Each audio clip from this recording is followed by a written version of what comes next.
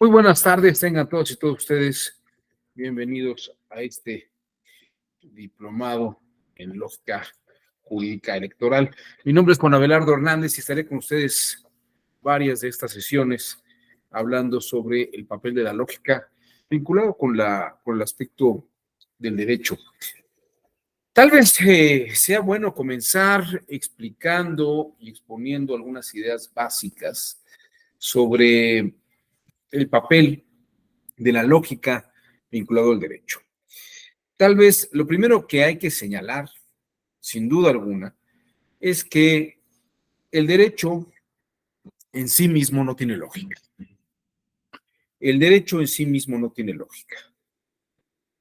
La estructura del derecho, de acuerdo a lo que ha señalado incluso un científico del derecho apellidado Jorgensen, que además generó una cosa que se llama el dilema de Jorgensen, es que el derecho tiene una estructura normativa jerarquizada entre normas superiores y normas inferiores.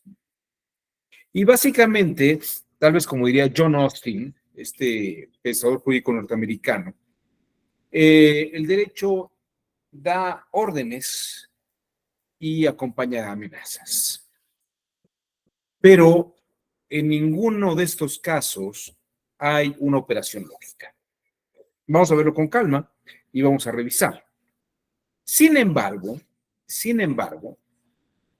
los que trabajamos con el derecho podemos echar mano de algunas herramientas para poder operar las normas jurídicas.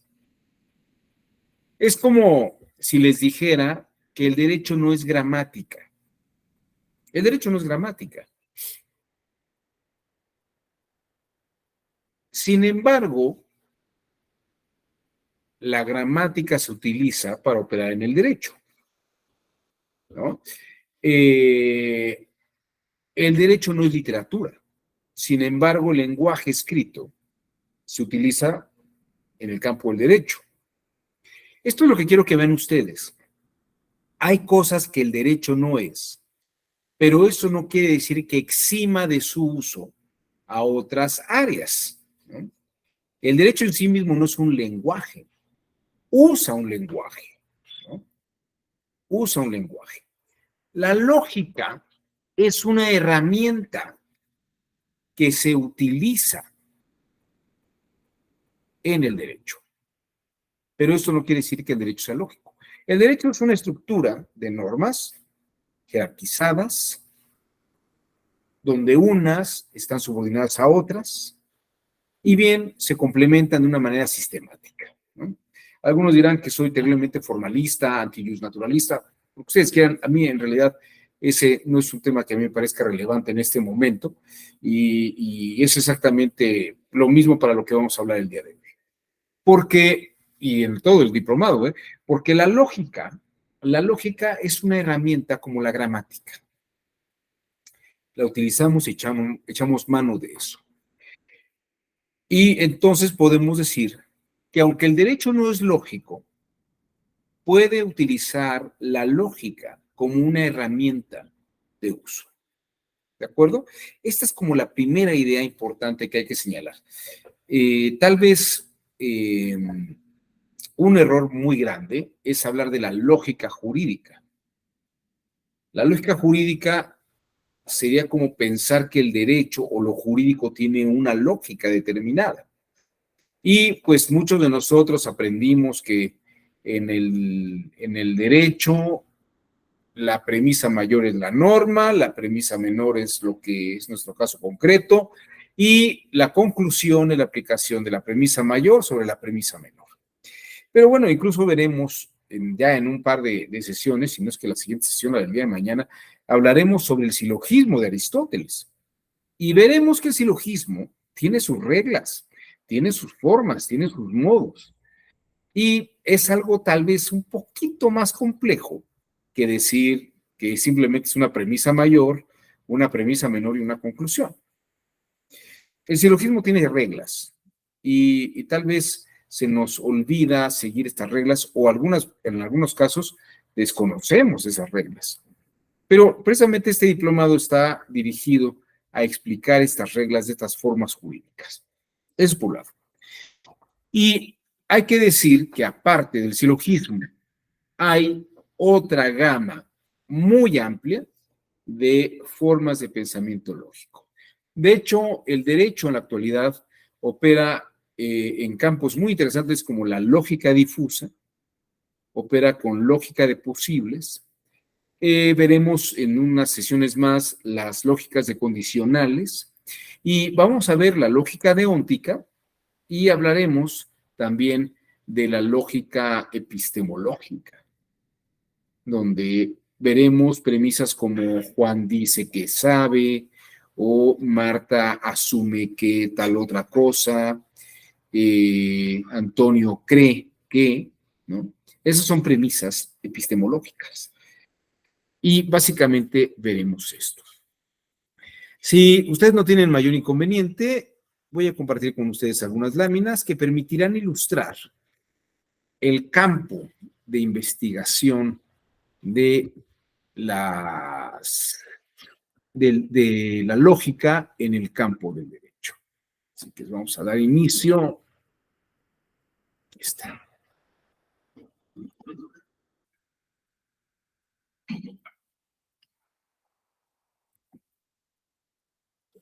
Muy bien. Tal vez vale la pena comenzar hablando sobre este libro de Robert Alexy. Es un libro que se llama Teoría de la Argumentación Jurídica y que ciertamente es un libro que da una pauta para iniciar el hablar de lógica en el campo del derecho. ¿Por qué? Porque la lógica es una herramienta de uso argumentativo. Entonces voy a hablar del género de la argumentación y luego hablar específicamente de la lógica. Este libro que ustedes ven aquí, La teoría de la argumentación jurídica de Robert Alexy, debo señalar tal vez un par de cosas importantes. Lo primero es que este libro de Robert Alexy es un libro que parte de su tesis doctoral. Él escribió su tesis doctoral en 1976 y se publicó como libro en 1978. En el prefacio, tanto de la tesis como en el prefacio del libro del 78, de 1978, se conserva un fragmento como prefacio del documento original de lo que era la tesis doctoral de Robert Alexy.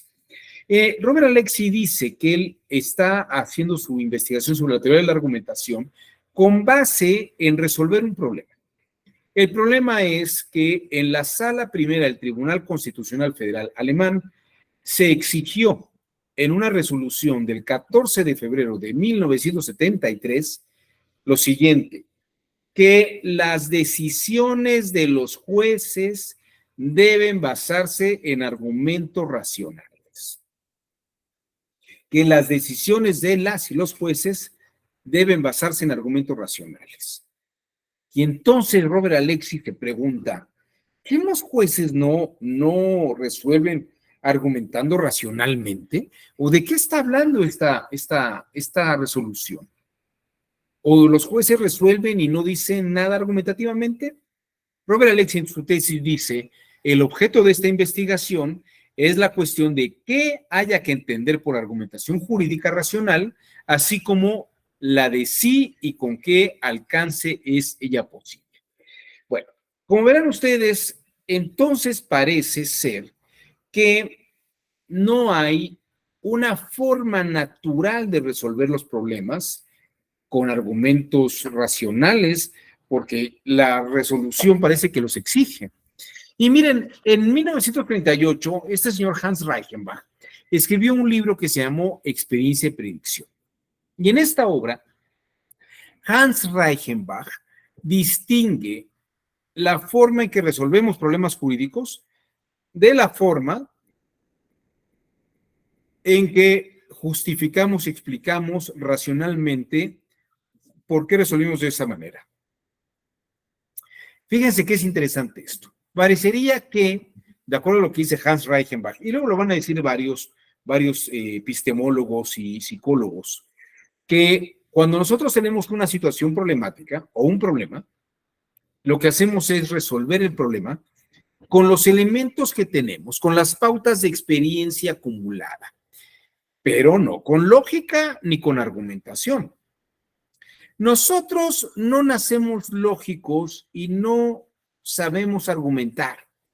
Tan no sabemos argumentar que tenemos que tomar cursos de argumentación y por el otro lado, tan no sabemos lógica que tenemos que aprender lógica, ¿no? Porque si supiéramos lógica, no hubiéramos reprobado álgebra. Bueno, por lo menos en mi caso yo no hubiera reprobado álgebra si hubiera sabido algo de lógica.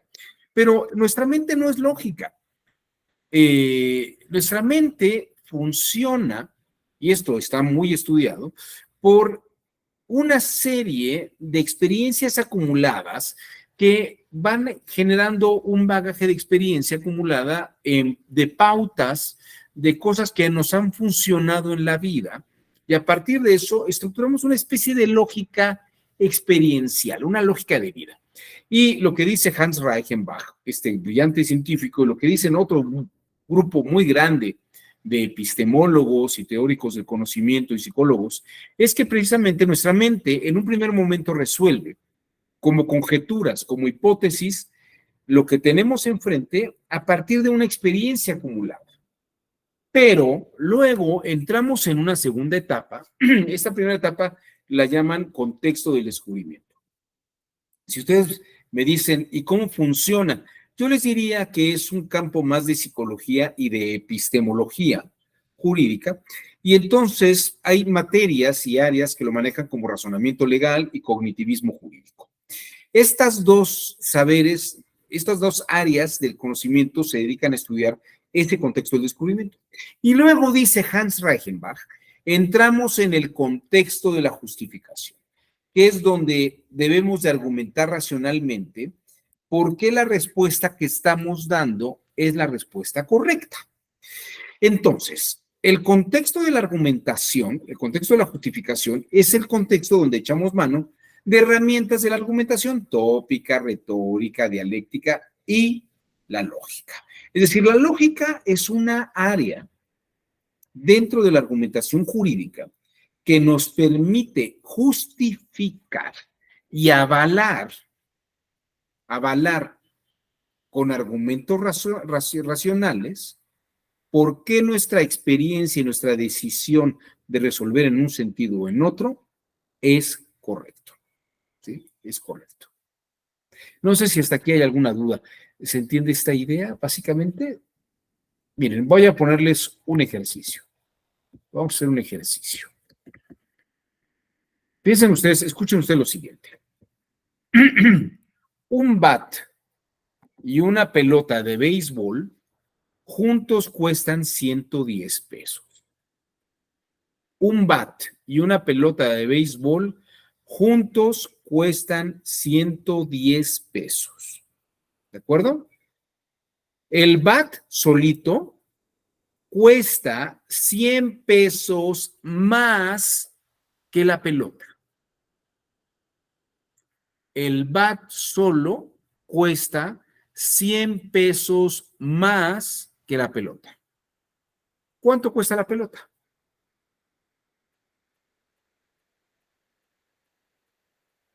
A ver. 10 pesos. Bueno, David, esta respuesta que acabas de dar la dan el 90% de las personas que se les pone este problema. Pero debo decir que no es correcta la respuesta. Porque fíjate, lo que hiciste ahorita es lo que llaman el pensamiento rápido. Yo les digo, cuestan juntos 110 pesos el bat y la pelota. Y te digo, el bat cuesta 100 pesos más que la pelota. Pero fíjate la expresión que estoy usando, 100 pesos más que la pelota. Y lo que y acabas de hacer tú y lo que hacemos todos, porque me pasó a mí, también cuando me lo pusieron por primera vez, es restamos 100 pesos a los 110. Pero en realidad, fíjate la expresión, cuesta 100 pesos más que la pelota. Es decir, la pelota tiene un valor y ese valor más 100 pesos es lo que cuesta el bat. Porque cuesta lo que cuesta la pelota y 100 pesos más que la pelota.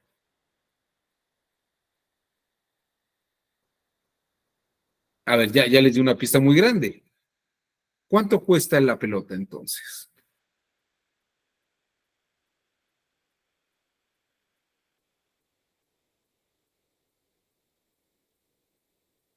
¿Se fijan que no nacemos lógicos? Ya estamos. Esto es lo que quiero que vean. Nosotros no pensamos lógicamente. Nosotros tenemos que aprender lógica. Porque además es que es un poco como si lo pensamos. Pero tiene un chiste, ¿no? Bueno, les voy a decir la respuesta y la piensan. Van a ver que les hace sentido. La pelota cuesta 5 pesos. Son 5 pesos de la pelota. Y el bat cuesta, lo que cuesta la pelota, 5 pesos. Y dice, cuesta 100 pesos más que lo que cuesta la pelota. O sea, si la pelota tiene un valor de 5, es la pelota. Entonces el bat cuesta 100 pesos más del valor de la pelota, que son 5 pesos. El bat cuesta 105 pesos más los 5 pesos de la pelota, ya son 110. ¿Sí le agarraste la idea, Jorge Antonio? Piénsalo, anótate en un lugar. Pelota, 5 pesos. Bat, 105. Porque el bat cuesta 100 pesos más que la pelota, que el valor de la pelota. El bat cuesta 100 pesos más que el valor de la pelota. Pero fíjense cómo nuestra mente no está acostumbrada a razonar de esta forma lógica, porque no somos lógicos. La lógica la tenemos que aprender. Por eso vamos a la escuela a aprender matemáticas. Por eso tenemos que ir a estas cosas. Bueno, efectivamente, la lógica es una herramienta que nos permite revisar desde un lenguaje de control. Porque esto es la lógica.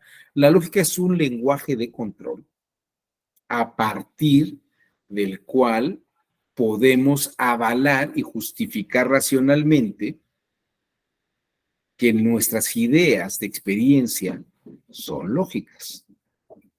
¿Se entiende la idea? ¿Cómo ves, David? ¿Sí le cachaste la respuesta al problema? Sí, sí, sí. Lisette, ¿tú cómo lo viste?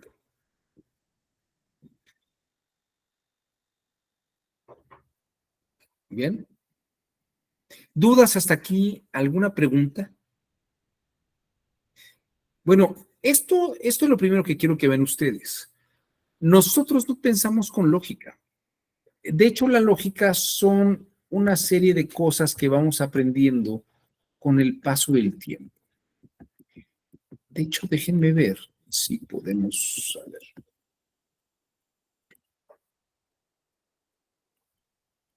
Bueno, vamos a ver en ese sentido.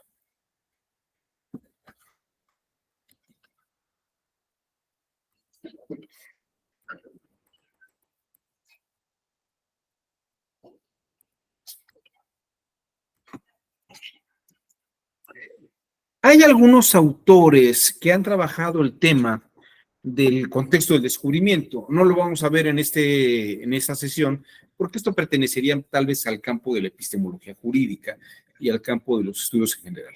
Lo que sí les puedo decir es que personas que trabajaron en el contexto del descubrimiento vinculado con el desarrollo de problemas y sobre todo de problemas jurídicos, pues están Jerome Brunner, Jean Piaget, maestro Jerome Brunner y Lev Vygotsky. Vygotsky y Piaget son autores que influyeron mucho en Jerome Brunner, quien estuvo haciendo estudios sobre contexto de descubrimiento y cómo es que nuestra mente resuelve problemas. Hay algunos otros autores como Brouwer que han dado cuenta de eso que estoy explicando y, por ejemplo, cuando hablamos de la lógica intuicionista, estamos hablando de esta lógica que utilizamos por experiencia acumulada. No es que nosotros sepamos lógica, sí, sino que lo que sabemos es lo que hemos hecho en la vida y nos ha funcionado. y a partir de eso hacemos estos razonamientos intuitivos, él lo llama lógica intuicionista. Jean Piaget, por ejemplo, dice que es una lógica operativa con la que operamos, pero no es una lógica analítica ni de tipo matemático como la que solíamos pensar que hacíamos las cosas. Aquí tienen ustedes una foto donde está Kurt Gödel, en la derecha, junto a Albert Einstein. Kurt Gödel era un matemático muy importante y él en los años 1930 desarrolló dos teoremas demostrando que nuestro pensamiento parte de intuiciones y a partir de eso ya hace operaciones racionales.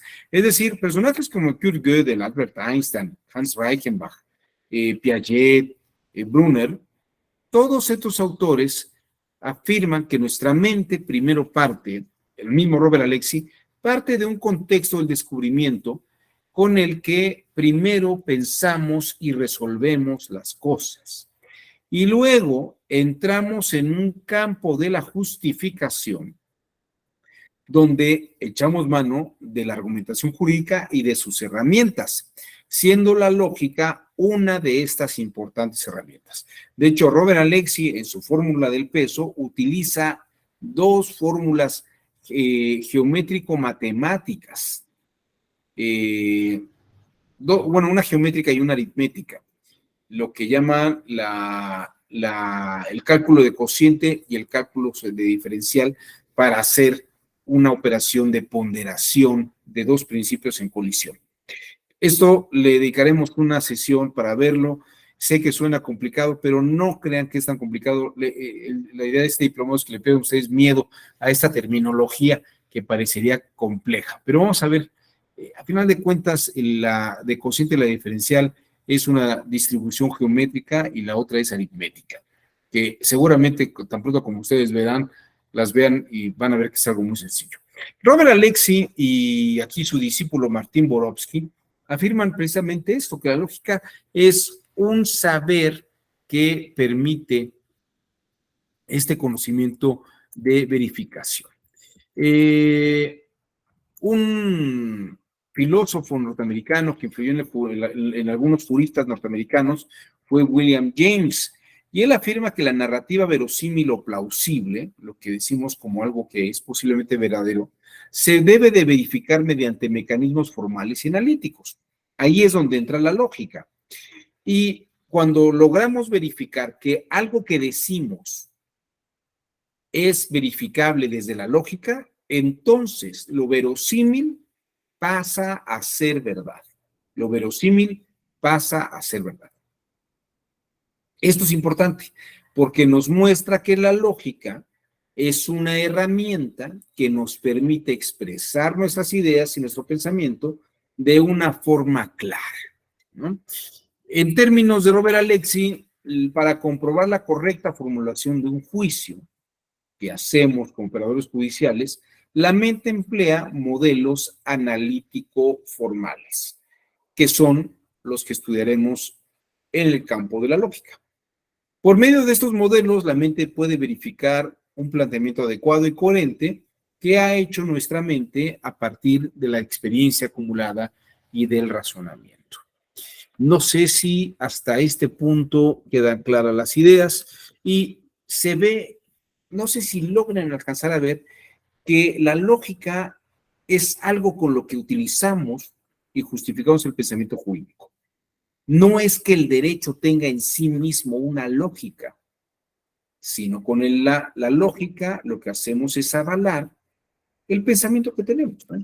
Yo les diría, esto es algo parecido, hagan de cuenta que les están enseñando a planchar o les están enseñando a cocinar o a usar la lavadora, ¿no? Y entonces lo que hacen es, les llevan ustedes la canasta de la ropa, dividen la ropa de color de la ropa blanca, ¿no? Dividen, Jorge Antonio ya se acordó de cómo aprendió a usar la lavadora, meten primero la ropa blanca, le ponen cloro, no la mezclan con ropa de color, porque si no, si tiene cloro la ropa de color se va a echar a perder, estas cosas. Ahora, ya una vez que aprendieron a hacer eso, hagan de cuenta que les digo, a ver, ahora justifícame racionalmente todo lo que aprendiste a hacer. Y entonces hacen un esquema como un diagrama de flujo. Dicen, primero hay que hacer esto y esto de aquí. Pero si la ropa es de color, entonces no va en el diagrama A, sino que va en el diagrama B, y la ropa de color se utiliza acá. Y hay que utilizar el detergente para ropa de color, y en la ropa blanca hay que echarle un poco de cloro, o ponerle también bicarbonato, o algunas otras cosas. Si la ropa ya viene manchada, entonces hay que hacer tal. Pero allá hacen un diagrama de flujo. Ese diagrama de flujo, eso es hacer lógica. Ya les enseñaron a cocinar, ahora ustedes anotan. Primero hay que comprar huevos, harina, ¿no? Barras de chocolate, y luego le empiezan a anotar. Primero se pulverizan las barras de chocolate, o luego hay que combinar huevos con leche y con harina, tantas tazas, racionalizarlo. Verlo de una manera formal, organizada, eso es hacer lógica. Eso es hacer lógica. Y en el campo del derecho, un razonamiento justificado de manera lógica es lo que avala y hace verdadero un razonamiento.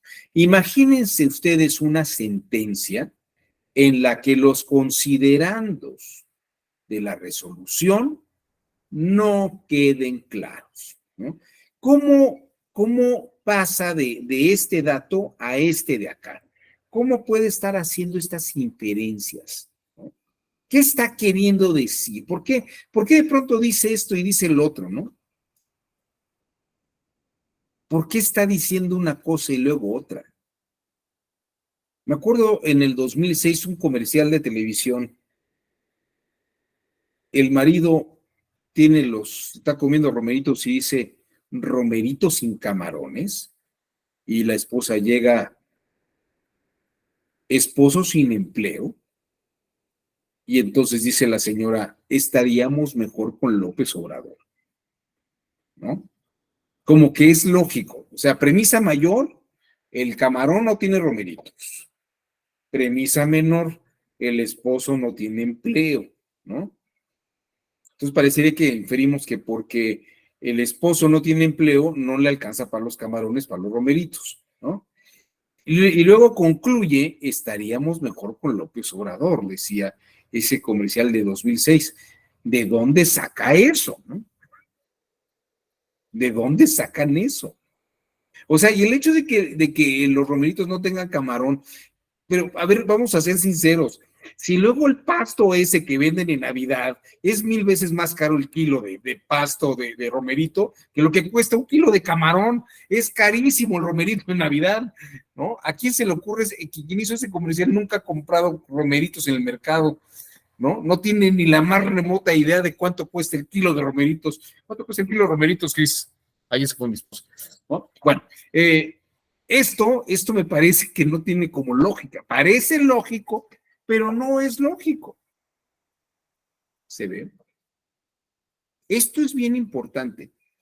Miren, les voy a mostrar una cosa que tal vez puede ser un ejercicio muy interesante. Denme un segundo para que vean ustedes la importancia de la lógica en algunos razonamientos. Estoy abriendo esta lámina. Fíjense. Les voy a platicar una historia mía. Es una historia que me pasó a mí. Tal vez ustedes no lo sepan, pero se les voy a platicar. Yo trabajé durante casi 2 años, cuando andaba yo como por los 20, ¿qué será? Tal vez como por los 27, 28 años. Como los 27 años, 26 años. Trabajé 2 años en Televisión Azteca. Y les voy a decir cómo conseguí ese trabajo. Les voy a pasar una cosa bien chistosa. Había un programa de concursos que se llamaba La Venta Increíble. Si se meten a YouTube, a lo mejor lo encuentran. Bueno, La Venta Increíble era un programa donde la gente le hacían preguntas y cada respuesta correcta que daban les daban un dinero imaginario. Y juntaban ese dinero imaginario para comprarse cosas antes de los comerciales. Una sala, un comedor, un sillón, un viaje, en fin. Y el premio mayor era una camioneta Cheyenne súper equipada, ¿no? Y hubo una persona que fue juntando durante casi 2 meses. Ganó todos los programas cada semana. El programa era diario, eran cinco programas a la semana. Y entonces había ganado ya 20 programas, que eran 5 por sí, eran más de 20 programas, ¿no? Más de 40, había que ganar 50 programas seguidos, casi para llevarse la camioneta y juntar para la camioneta. Bueno, este señor llegó a todos los programas 2 meses y medio o 2 meses y juntó dinero para comprar una camioneta chilla. Y entonces le hicieron una última pregunta, fíjense, la última pregunta, para ver si juntaba el dinero para llevarse la camioneta chilla. Y entonces le preguntan lo siguiente, fíjense qué interesante. Le preguntan, ¿qué es lo contrario? ¿Qué es lo contrario a la claustrofobia? La claustrofobia es una palabra que significa temor a los lugares cerrados. Fobia es miedo y claustro es el encierro. Entonces, la claustrofobia es el temor a los lugares cerrados. Y el señor contestó, lo contrario es la claustrofilia. Filia es el gusto, ¿no? El ánimo, el deseo por estar en un lugar cerrado. Claustro es el lugar cerrado, filia es el gusto. Entonces decía que lo contrario es la claustrofilia, el gusto por lugares cerrados. Y le tocan una campana y sale una espantosa X. Y le dicen, lo sentimos mucho. La respuesta correcta es agorafobia. El temor, fobia, a los lugares abiertos, al ágora, la palabra griega que significa el espacio abierto, como la plaza abierta, ¿no? Agorafobia. Y entonces empezó un pleito muy grande, ¿no? Porque él decía que él tenía la respuesta correcta y que claustrofilia es lo contrario a claustrofobia. Y por el otro lado, los escritores del concurso decían que estaba equivocado en que la palabra, lo contrario de una forma correcta era agorafobia, el temor a los lugares abiertos. Bueno, pues pararon la grabación porque el programa se había grabado, fueron al Colmex, que está ahí a la vuelta de TV Azteca, vieron que no había mucho que hacer porque pues ahí no tenían profesores de lógica, tienen de derecho internacional, de política, tienen incluso un sumerólogo que se dedica a los estudios de Sumeria, que hizo una traducción del Gilgamesh desde de la escritura cuneiforme. Tienen muchos sabios, pero lógicos no tenían ninguno. Y entonces me llaman a mí, me habla un amigo que está en la producción y me dice, tú tienes estudios de filosofía, tienes el doctorado, ¿me puedes ayudar con este problema? A ver si tú puedes resolverlo. Y entonces me platicaron el asunto y le dije, mira, con todo gusto te voy a resolver el problema, lógicamente hablando, pero tal vez te los voy a complicar antes. ¿Por qué no pensaron en la agorafilia? El gusto por los lugares abiertos. El gusto por los lugares abiertos. Bueno, ¿qué creen ustedes? ¿Qué es lo contrario a tenerle miedo a los lugares cerrados, a la claustrofobia? ¿Tenerle miedo a los lugares abiertos? ¿Que te gusten los lugares cerrados? ¿O que quieras estar en los lugares abiertos? ¿Qué es lo contrario? ¿Todos son contrarios? ¿Solamente hay un contrario? ¿O unos sí y otros no?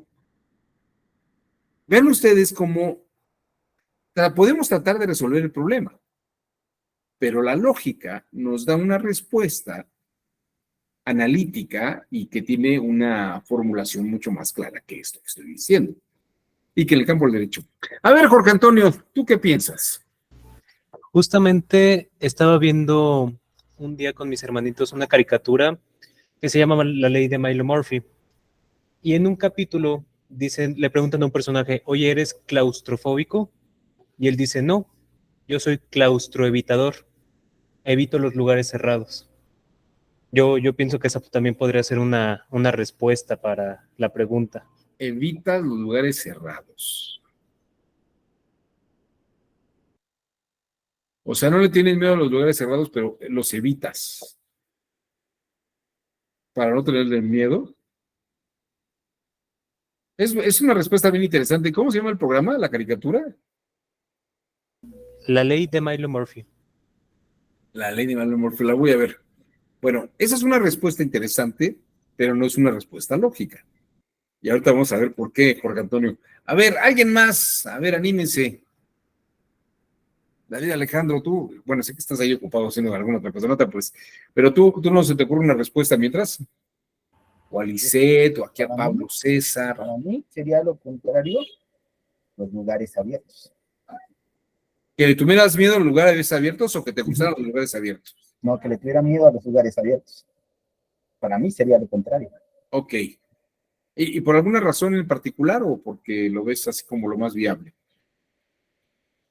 No, dice que es lo contrario a claustrofobia. Lo contrario es tenerle a los lugares abiertos. Bueno, esto es interesante. A ver, porque incluso, no sé si lo estás pensando como si lo contrario fuera un antónimo. No, negro, blanco. Bueno, no es que sería un antónimo, negro o blanco. Pero Negro sí, blanco sería como el antónimo, ¿no? El antónimo negro es blanco. sí, pero no.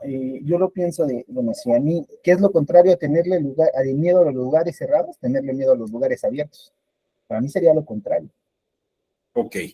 Bueno, te diría, das una buena respuesta, pero no es lógica. Es una respuesta verosímil, como la que dio Jorge Antonio. Son respuestas verosímiles. Parecen verdaderas, pero para que algo sea verdadero, como dice William James, hay que pasarlo por un tamiz analítico, por una formalización analítica.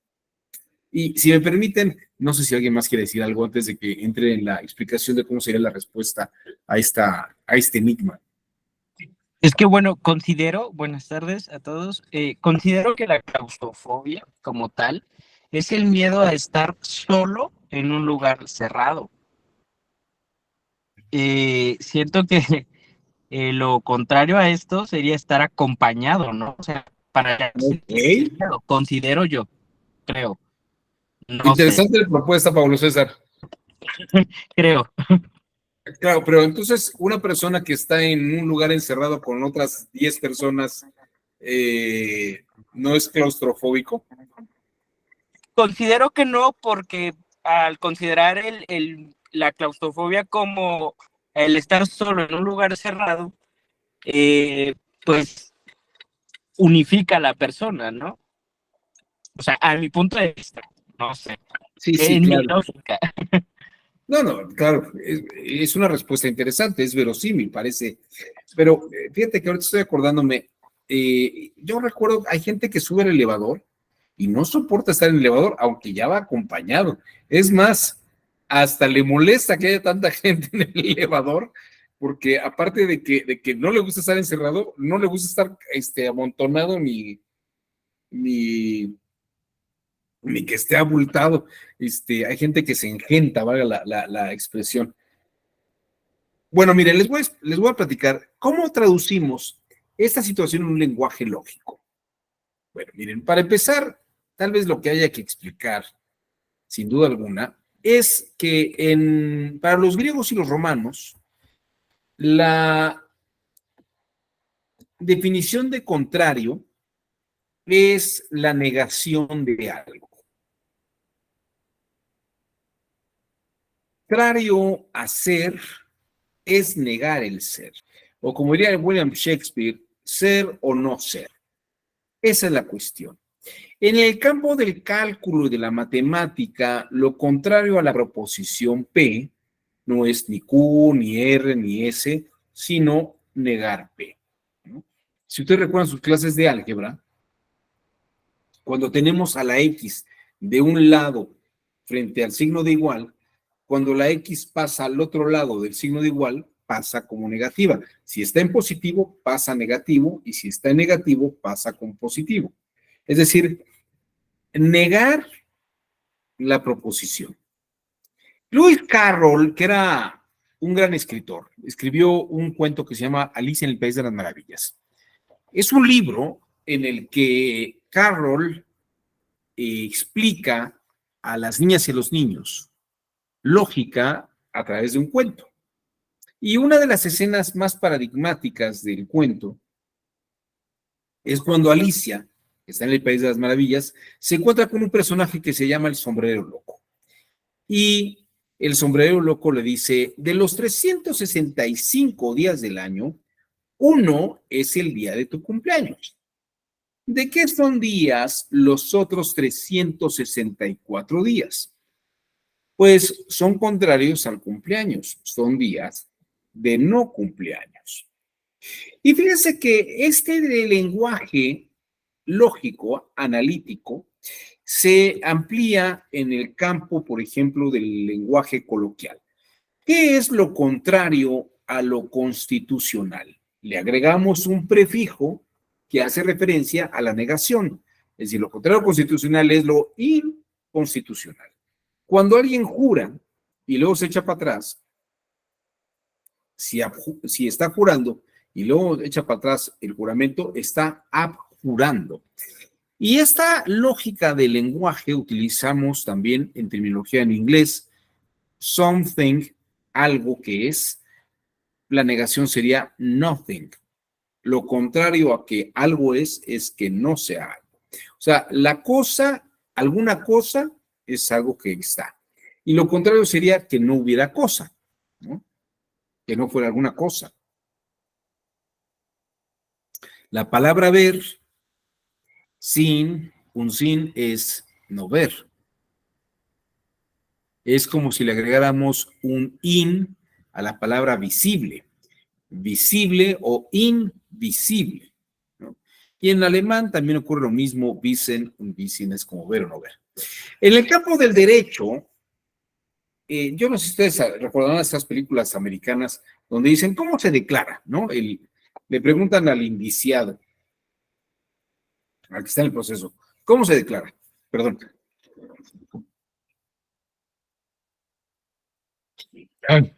Perdón. ¿Cómo se declara? ¿Culpable o inocente? ¿No? No, le dicen guilty or not guilty, culpable o no culpable. ¿Por qué no decimos inocente? Bueno, por una forma técnica procesal que es que en un juicio la inocencia se presume. No puede declararse una persona inocente, sino se declara culpable o no culpable. Es muy interesante esto porque lo que queremos ver es que en un proceso, ver si hay responsabilidad de la persona que está siendo procesada. Si hay elementos para señalar que usted es culpable, entonces le declara culpable. Si no hay elementos para declararlo culpable, no se dice que es inocente, porque la inocencia se ha estado presumiendo todo el juicio. Lo que se dice es, no tenemos elementos para declararlo culpable. Entonces usted, no es que sea inocente, pero usted es culpable. No es culpable. Aquí el punto interesante, incluso diríamos, que hay personas que han ganado juicios, no se les declara culpable, y yo creo que todo el mundo sabe que estas personas no son inocentes, ¿no? Al Capone se le declaró culpable, por ejemplo, ¿no? De solamente evadir impuestos. De todos los demás cargos, fue declarado no culpable. Todos esos homicidios, ese negocio de trata, la venta ilegal de alcohol, todo eso no se le pudo comprobar al Capone. De eso se le consideró no culpable. Y les puedo asegurar que aunque se declaró no culpable, inocente no es que lo fuera.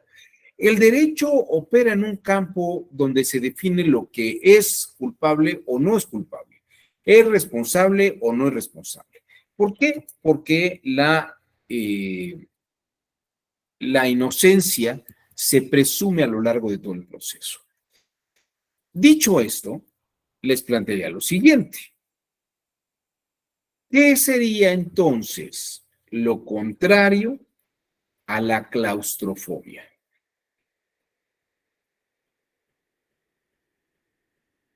La no claustrofobia. Efectivamente, Jorge Antonio. ¿Tienes fiebre o no tienes fiebre? No tengo fiebre. No tienes fiebre. Ahorita ya se acabó la pandemia, pero cuando íbamos al súper, te pedían que pasaras por el detector para ver si había fiebre o no había fiebre, ¿no? Pero imagínate que no tenías fiebre, no llegaba el policía y dice, pero a lo mejor tiene usted diarrea, o tiene agruras, o tiene alguna cosa, no sé, salpullido. No, el hecho de que tú no tengas algo, no quiere decir que tengas otra cosa, ¿no? ¿Sí lo ven?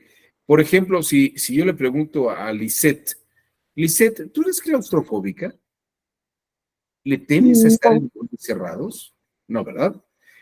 Entonces yo podría inferir, pero entonces le tienes miedo a los lugares abiertos, o no le tienes miedo a los lugares abiertos. No, no, Pues no, ¿te gusta estar en los lugares abiertos? O sea, ¿te urge estar en lugares abiertos? ¿O tampoco tienes una urgencia imperiosa? Pues no, el hecho de que una persona no tenga claustrofobia no quiere decir que tenga otra cosa. ¿Tienes claustrofobia o no tienes claustrofobia? Eso es un pensamiento lógico. ¿Tienes o no tienes? ¿Tienes fiebre o no tienes fiebre? ¿No? Si no, ¿eres culpable o no eres culpable? No es culpable. Entonces es inocente. No, perdónenme, no se infiere nada de eso. En el proceso se presume la inocencia, pero eso no quiere decir que sea inocente, ¿no? Por lo menos lo que nos queda claro es que es culpable o no es culpable. ¿Hay elementos para declarar la culpabilidad o no hay elementos para declarar la culpabilidad? Esto es pensar de una forma lógica, de orden analítico. No sé si ven esta característica. Les voy a pedir un favor, vamos a hacer un breve receso de 3 minutos muy brevemente, para que piensen ustedes esta idea y regresamos para retomar. ¿Les parece? Muchas gracias.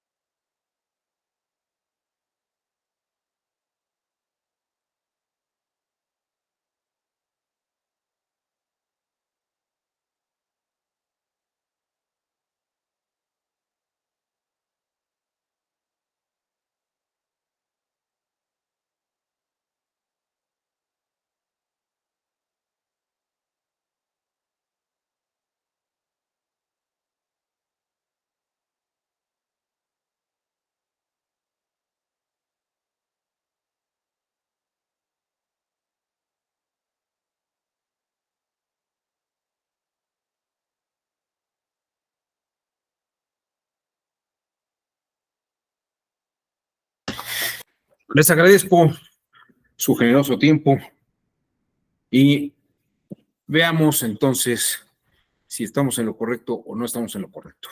¿Qué piensan ustedes de este ejercicio que hemos hecho sobre lo contrario? Les voy a mostrar, a lo mejor veo un poco de escepticismo en algunas caras. Tal vez David dice, nah, chavos, ¿de veras será así? Bueno, vamos a ver, David, fíjate, te voy a hacer esta pregunta para que veas. Y tú dime si a lo mejor estoy ya muy complicado. Mira, aquí hay un vasito con agua.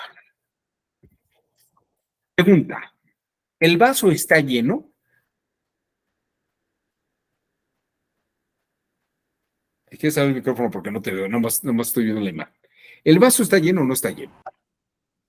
A simple vista no, está a la mitad. O sea, el vaso no está lleno. No, Ok, ¿el vaso está vacío? no, Bueno, fíjate qué interesante respuesta estás dando. Tú dices, ¿está vacío? No, no está vacío. ¿Está lleno? No, no está lleno. Esa es una respuesta lógico-analítica, lógico de tipo analítico. ¿Está lleno? No, no está lleno. ¿Está vacío? No, no está vacío. Aunque lleno es el antónimo de vacío y vacío es el antónimo de lleno, lo contrario no, de lleno no es vacío, sino lo contrario de lleno es que no está lleno. Y lo contrario de vacío es que no es vacío. ¿Sí lo ven? Esto es una diferencia muy importante, sustancial, porque lo contrario no es un antónimo. Aunque el diccionario y Wikipedia digan que es lo contrario, no, lógicamente hablando, no es lo contrario. Lo contrario es la negación de algo. El antónimo es el extremo de otra cosa. Es el extremo, digamos, incluso es el extremo en la línea de graduación de una cosa, ¿no? Es como si yo le preguntara a Jorge Antonio, Jorge, ¿tú eres pequeño? No, creo que Ah, no. entonces eres un gigante. Tampoco. No, pues no, tampoco. ¿Eres alto? Sí. Eres muy alto, eres alto entonces, o sea, no eres enano. No, no soy enano. Yo diría que estatura promedio. Bueno, pero la estatura promedio es ser alto. No. Ay, pero entonces fíjate, ¿qué es lo contrario? Ser alto o no ser alto. No ser alto no quiere decir que seas enano.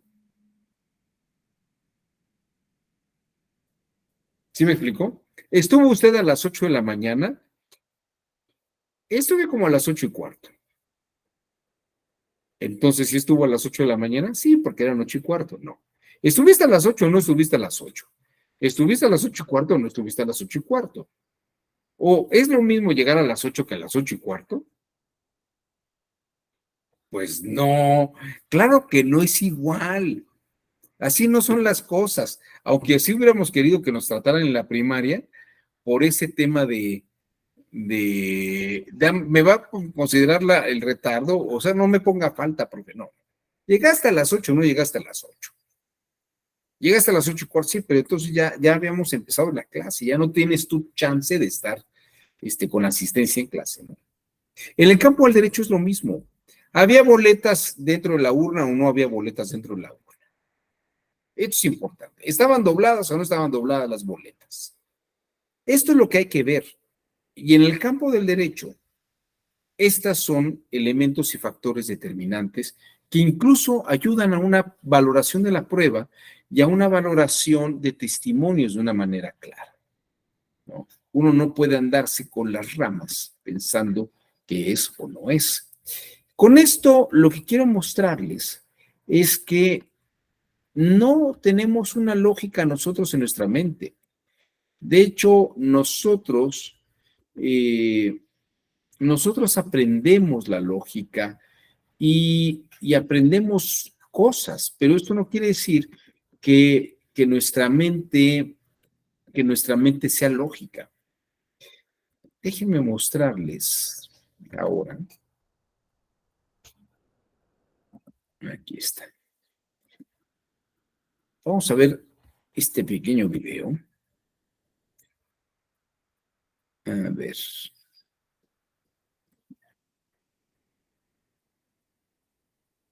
A ver, no es este. Es este de acá. Miren, vamos a ver este pequeño video. A ver qué les parece.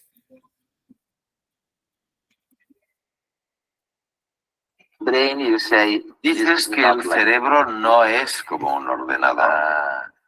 Que aquí no hay lógica, no hay instrucciones. No desde el principio. No.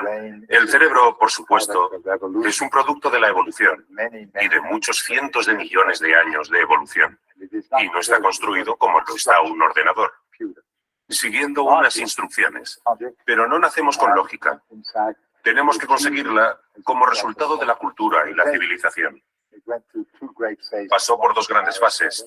La primera es la de Aristóteles, hace mucho tiempo, y a finales del siglo XIX y principios del siglo XX, por Gottlob Frege, un alemán que inventó la lógica matemática. Pero el cerebro no funciona por lógica, sino que funciona por modelos, por el reconocimiento de unos modelos que después la lógica va puliendo. ¿Quieres decir que solo por seleccionar o seleccionando pautas, el cerebro llega a decir lo que está bien y lo que está mal? Por supuesto. Bueno, el señor que ustedes ven aquí es Gerard Edelman, director del Instituto de Neurociencias de San Diego. Gerard Edelman, precisamente lo que nos está diciendo es que nosotros no nacemos lógicos, nacemos con una capacidad de aprendizaje y podemos inferir pautas y más bien hacer pautas y determinar consecuencias, pero a partir de nuestra experiencia de vida. Henry Poincaré, un gran matemático, igual que Gödel, decía, la lógica demuestra las cosas que la intuición descubre. Esto es bellísimo. La lógica demuestra las cosas que por intuición descubrimos, ¿no? Cuando ustedes resuelven un problema, el hemisferio derecho de su cerebro está operando, que es el intuitivo, el holístico, trabaja entre 1 y 10 millones de bits por segundo. ¿Qué es esto? Hagan de cuenta que es una ciudad, están ustedes volando arriba de la Ciudad de México en la noche y ven 10 millones de focos encenderse y apagarse a una velocidad de 10 millones de apagados y encendidos por segundo. ¿No? Parece que es un árbol de Navidad súper rápido. Y en cambio el hemisferio izquierdo, que es ya cuando empezamos a hacer un razonamiento analítico, un razonamiento de tipo lógico, estamos haciendo inferencias que a la velocidad de 1 a 40 bits, o sea, serían 40 apagones o encendidos de luces en un segundo. Trabaja más nuestro hemisferio derecho holístico para resolver un problema que para formalizarlo y pensarlo de una forma más analítica, ¿no? El sentido es precisamente que la lógica es un saber que nos ayuda a ordenar nuestro pensamiento. Por eso la argumentación utiliza la lógica, porque es una herramienta que nos ayuda a formalizar y ver con claridad. Y gracias a eso podemos detectar términos de una forma más clara y precisa. No solamente, uno pensaría, es que los abogados son unos rolleros, se la pasan tirando cuentos y haciendo cosas, igual que los políticos también cuentan un montón de cosas, pero puede haber un pensamiento lógico jurídico. Yo lo que les puedo decir de entrada es que el pensamiento lógico ayuda al razonamiento del derecho, ¿no? Tal vez otro de los factores que creo que será importante que les muestre yo en el campo de la lógica es que el derecho, aunque no es lógico, se puede traducir en lógica. Por ejemplo, la ley dice, paga impuestos. Si trabajas y ganas tanto, paga esto de impuestos. Es una orden. Ganas tanto, paga impuestos. Son órdenes.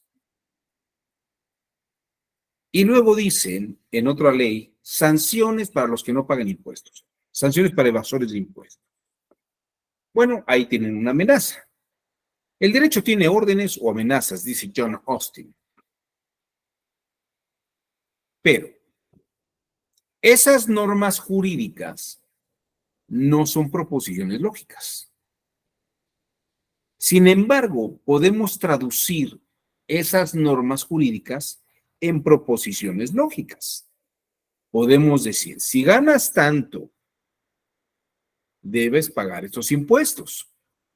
Si no pagas, entonces te van a dar una sanción.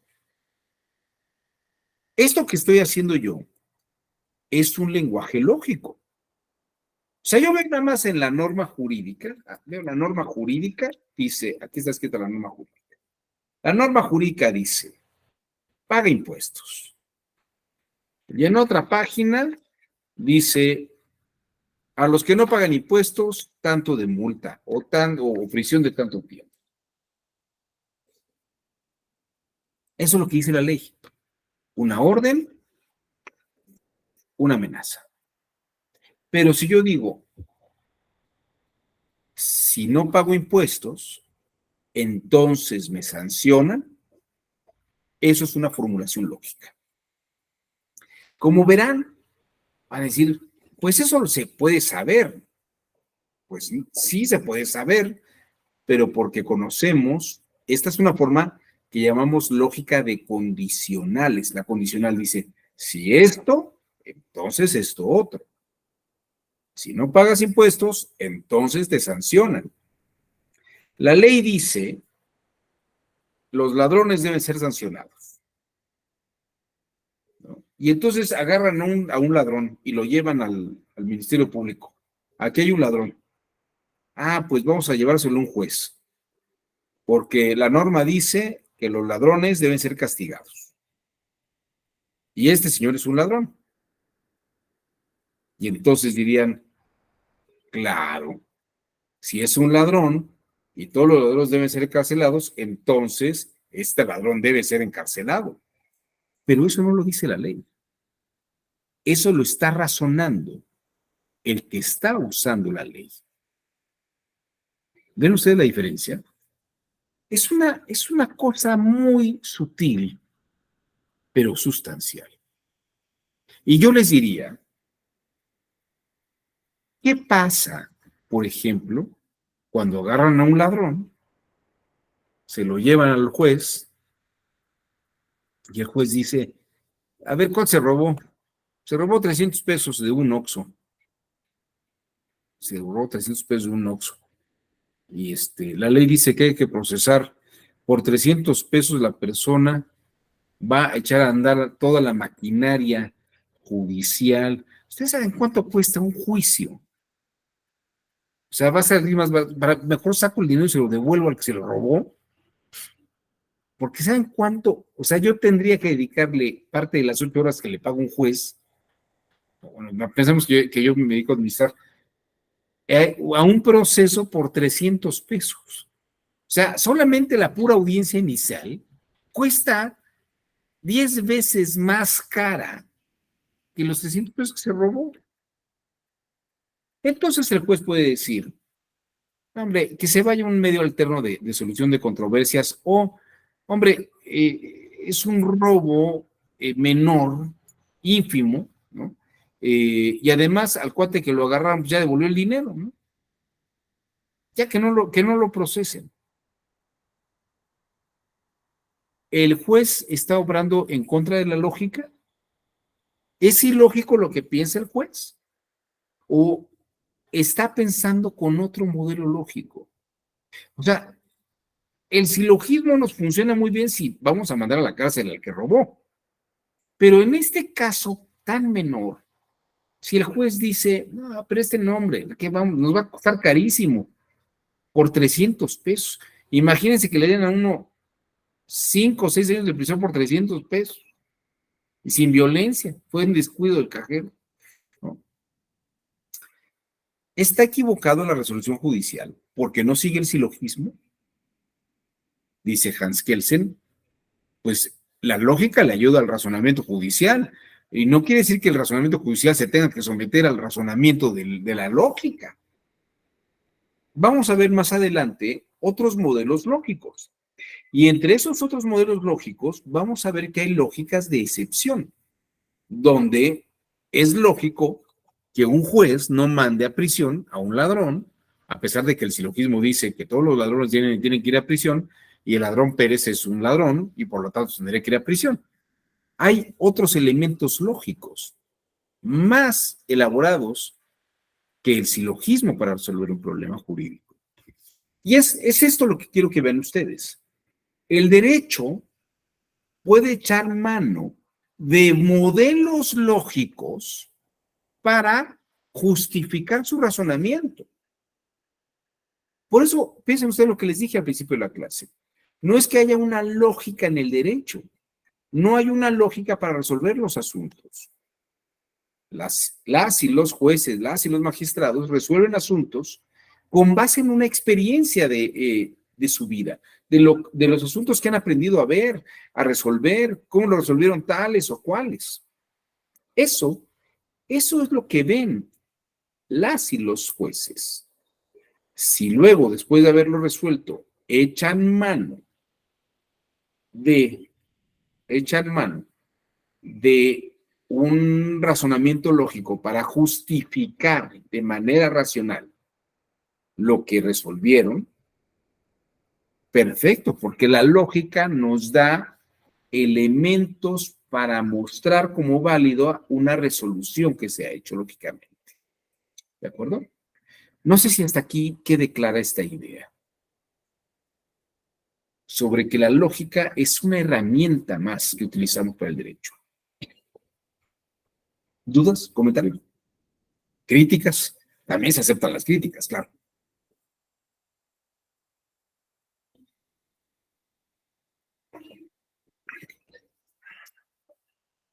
Ah, miren, hay una cosa que les quería platicar.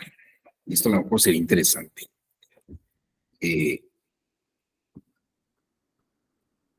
Denme un minuto. Es que me acordé de una idea y la estoy poniendo. Y esto puede explicarlo todo. Luego sí tengo yo, estoy dando clase y me acuerdo de algunas cosas que lo anoto para luego, para poner una lámina de esto. Dije que debería haber puesto una lámina.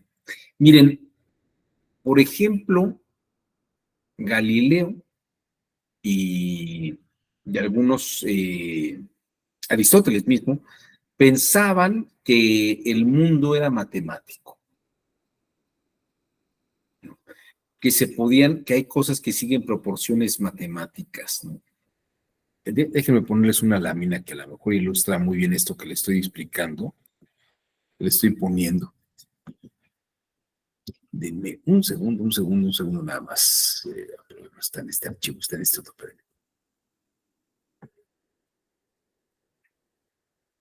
Miren, por ejemplo, acá está esto. Miren, algunos filósofos de la antigüedad pensaban que el mundo era matemático y se podía explicar matemáticamente. Miren, por ejemplo,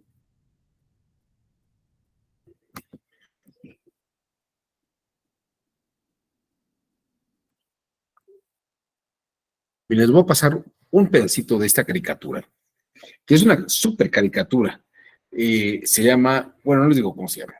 Véanlo ustedes y ahorita sacamos una conclusión sobre esto.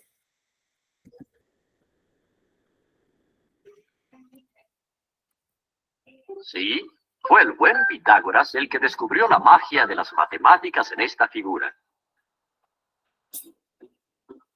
Las dos líneas pequeñas combinadas igualaban exactamente a la tercera, y esta línea muestra las proporciones mágicas de la famosa sección de oro. La segunda y tercera líneas equivalen a la cuarta. Una vez más tenemos la sección áurea. Pero esto es solo el principio. Escondido dentro de esta figura hay un secreto para crear el rectángulo de oro que los griegos admiraban por sus bellas proporciones y sus cualidades mágicas. La estrella contiene el rectángulo de oro infinidad de veces.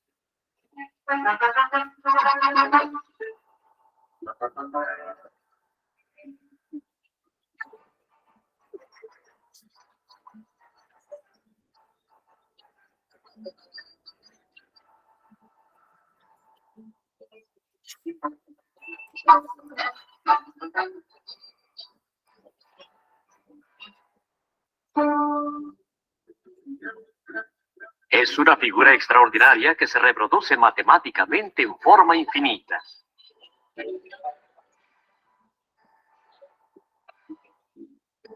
Todos los rectángulos tienen exactamente las mismas proporciones.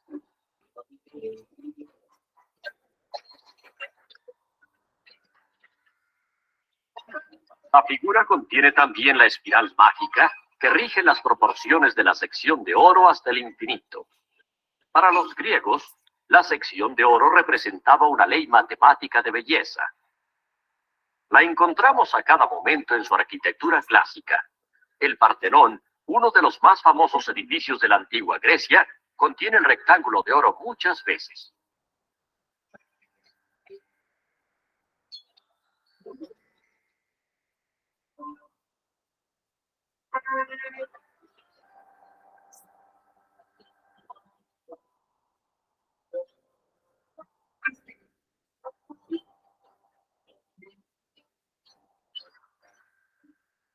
También se encuentra en su escultura.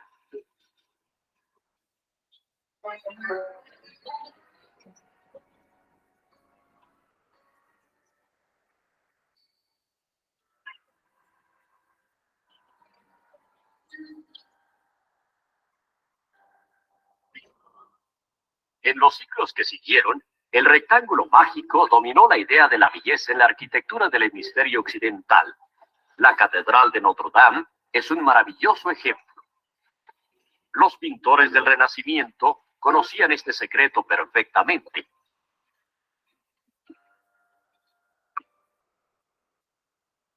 En la actualidad, el rectángulo mágico sigue presentándosenos en todas partes.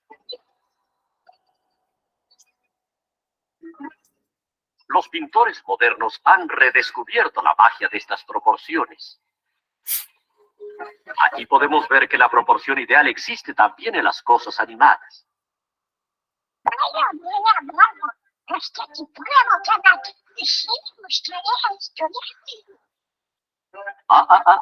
Donald. No. No exactamente. No, me temo que no.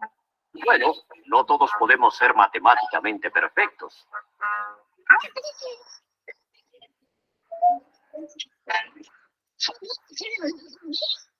Bueno, ya que estás metido en el Pentágono, veamos cómo usa la naturaleza esta misma forma matemática. En la petunia, el jazmín estrella, la estrella de mar,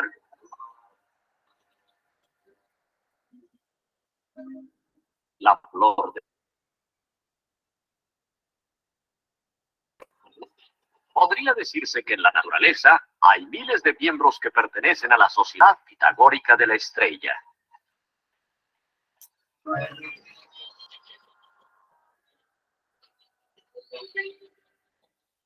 En toda la infinita variedad de formas de la naturaleza hay una lógica matemática.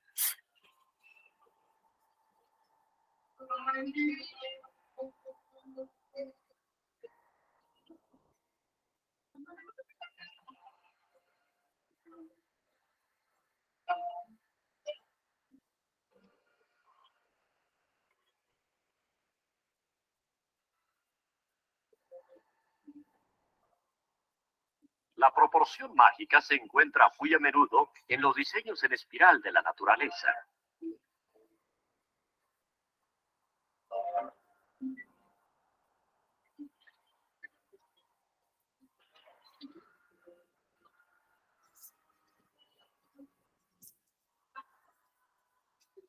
Esta enorme profusión de formas matemáticas trae a nuestra mente las palabras de Pitágoras.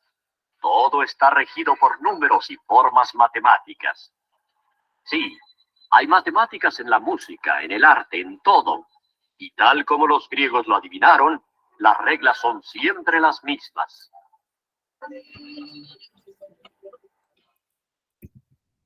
Es una caricatura muy simpática, se llama El Pato Donald en el país de las matemáticas. Pero fíjense, ¿qué es lo que dice el locutor al final? Es la misma lógica en todos los casos. Pero fíjense, el hecho de que se siga la proporción del espiral mágico y de los ángulos, que ya vimos que funciona en Grecia, en la escultura griega y en la escultura romana y en algunas cosas de la naturaleza. Pero vamos a pensar, vayan ustedes a ver a la Coyosautli o vayan ustedes a ver las pirámides de Teotihuacán.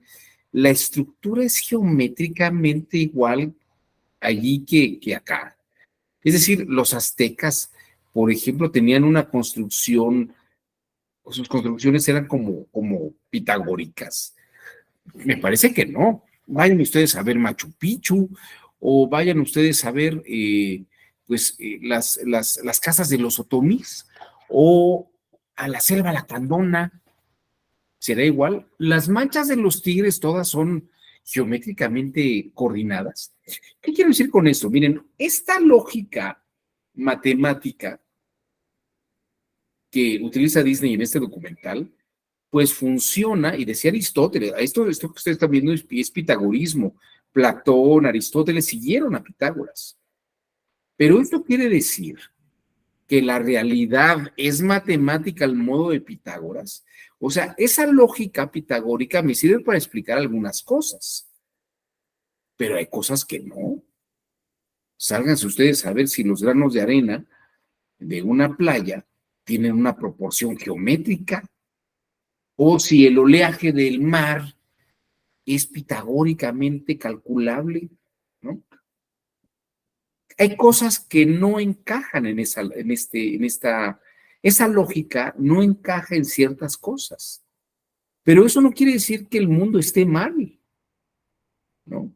Lo que nos está diciendo es que unas cosas parece que sí funcionan matemáticamente con ese modelo, pero otras no.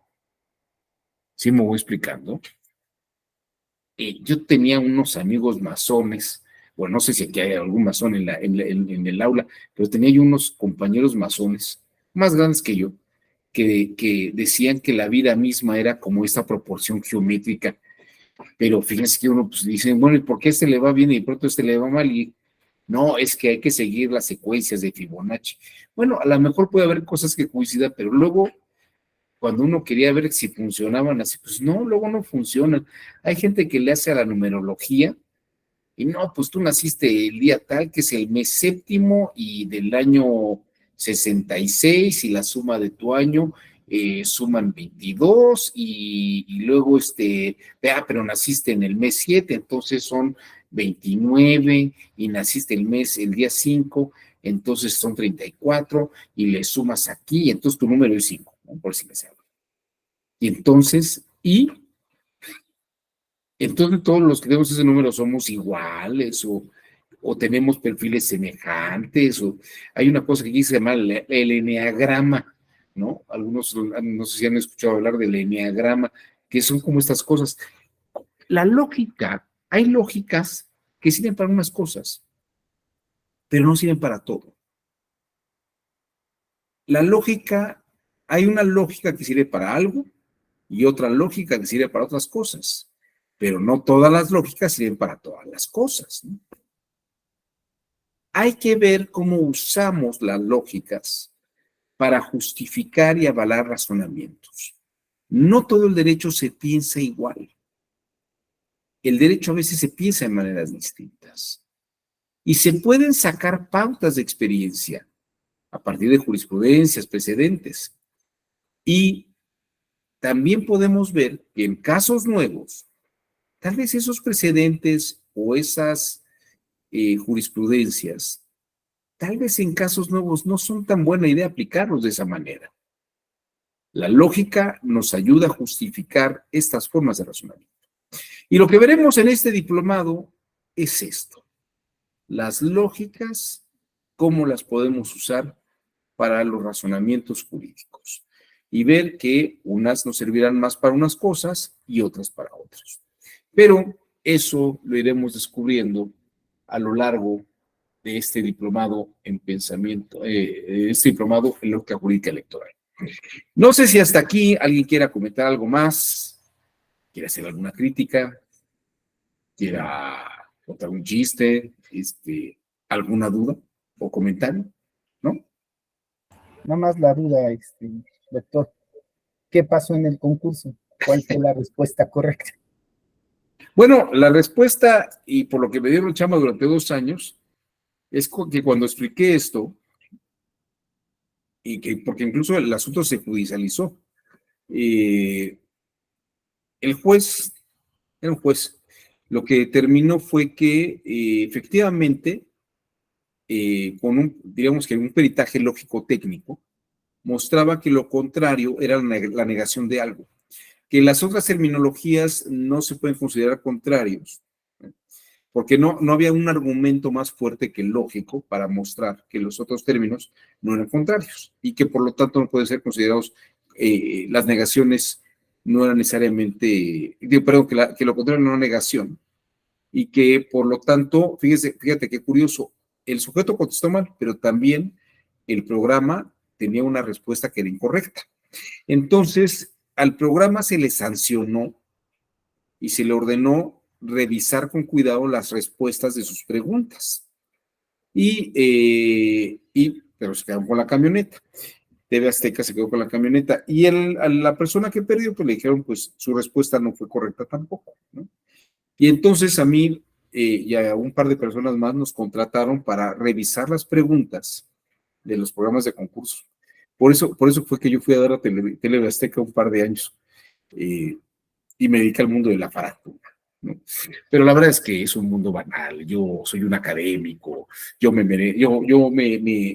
entrego a la lógica y a los estudios serios, ¿no? A mí eso estar en los pasillos de los corredores de TV Azteca y con esas modelos hermosas y los cómicos, no, eso no es para mí. Yo ya dejé esa vida banal y me dediqué más bien a cosas serias, ¿no? Como dar clases de lógica en la Escuela Judicial Electoral. Pero así es como acabó ese asunto, mi estimado David. Y ya luego se dieron cuenta que mejor hacían preguntas más sencillas que ellos sí pudieran saber, ¿no? Y pues el programa se acabó porque luego preguntaban cosas como si una gallina ponía huevos o no, cosas así muy bobas. Pero bueno, era un programa muy interesante. Si buscas La Venta Increíble en YouTube, lo vas a encontrar. Chistoso, nunca salgo en el programa. O sea, el último programa le dieron trabajo 2 años por haber recuperado la camioneta. Pues yo creo que, fíjate que yo creo que sí, porque esa camioneta creo que nunca se fue. Ah, no, sí se fue una vez. En 2 años que yo trabajé en ese programa, una vez se fue la camioneta. Con un señor que, fíjate que me acuerdo muy bien, se llamaba Carlos. El señor no me acuerdo el apellido. Pero un señor que vivía de hacer videos de partidos de béisbol infantil. Con eso se ganaba la vida. Imagínate, entró al concurso, ganó durante también unos tantos días y se enloqueció cuando se ganó la camioneta. Pues eran, no sé cuánto habrá sido, pues tal vez $500,000, tal vez 600 millones de pesos. 600,000 pesos, perdón, 600,000 pesos una camioneta. No sé cuánto cuesta una Cheyenne, pero sí era una cantidad brutal. Pero sí, me quedé con un trabajo 2 años por revisar ese tipo de preguntas. Es que y la verdad es que pagaban muy bien. Buenas preguntas ahorita, ¿no? Ya están regresando ese tipo de programas, por eso me quedé con la idea, bueno, ¿qué pasó? porque hay que ya están regresando ese tipo de programas, precisamente en Televisión Azteca, y sí, luego se ponen buenas las preguntas ahí. Pues digo, a mí había un grupo de escritores, eran un grupo como de 10 escritores y nos pasaban a un grupo de académicos preguntas. Entonces había unos que eran ingenieros, un cuate que era ingeniero, y a mí me pasaban de humanidades y ciencias sociales, y a otra persona le mandaban cosas de, no sé, de espectáculos. Entonces revisábamos todas las preguntas y tenemos que justificar por qué no había otras respuestas, ¿no? Pero les fue muy bien durante 2 años, pero sí pagaron un grupo de asesores. Y yo te puedo decir que la lógica me acercó al mundo de la farándula. Pero digo, ya, eso ya lo dejé en mi pasado. Ya me enmendé, me casé, tuve a mi hija, ya me dediqué a cosas más serias que andar en programas de televisión. Está bien, doctor, gracias. Y a mí me parece más interesante la lógica aplicada en una sentencia que en un programa de concursos, David, la verdad. No. Sí. Bueno, Aunque pero algunas sí, sentencias últimamente no tengan lógica, pero sí. sí, así es. Pero sí, fíjate que, y sí están regresando los programas de concursos. Esta era, era una compañía que se llamaba Grundy, y creo que ahora está regresando. Se llama Fremantle Media actualmente. Esta compañía era una compañía australiana. Es una compañía australiana. De hecho, el amigo que me invitó a trabajar ahí vive en Australia. Se fue a trabajar a Australia con Fremantle Media. Y sí hacían este tipo de cosas, pero yo creo que luego optaron por no ser tan complicado el concurso. Pero fueron 2 años bien interesantes y te puedo decir que fue un caso muy raro en mi vida, porque te digo, ese tipo de cosas de la lógica me dieron una calidad de vida interesante. Pero pues bueno, gracias a eso me compré un coche y cosas de ese tipo. Pero bueno, lo importante es que la camioneta se la quedó TV Azteca y eso les gustó más, ¿no? ¿No? Yo no trabajaba para TV Azteca, diríamos que yo fungí como perito, tenía yo ya el doctorado en lógica, en filosofía, con una área de lógica, y eso les parecía muy interesante. Entonces, dijeron, bueno, pues vamos a contratarlo tanto para que... Era un trabajo de tiempo parcial, además iba a revisar preguntas. Pero bueno, esas son cosas de la vida de uno. Pero he hecho cosas más interesantes que andar en un programa de concursos. Bueno, muchas gracias por la pregunta, mi estimado David. Ya me hiciste recordar y ventilar algunas cosas de la vida. Bueno, comentarios, dudas, nada más. Pablo César, ¿tú cómo viste? ¿Sí será lo contrario, la negación o no? Considero que sí, ¿no? Siempre va a Bueno, ya haber iremos viendo una esto. para todo. Vamos a ir viendo eso a lo largo del diplomado. Les deseo muy buena tarde y pues, aunque sea martes, que tengan una excelente semana. Nos vemos en las siguientes sesiones. Hasta luego.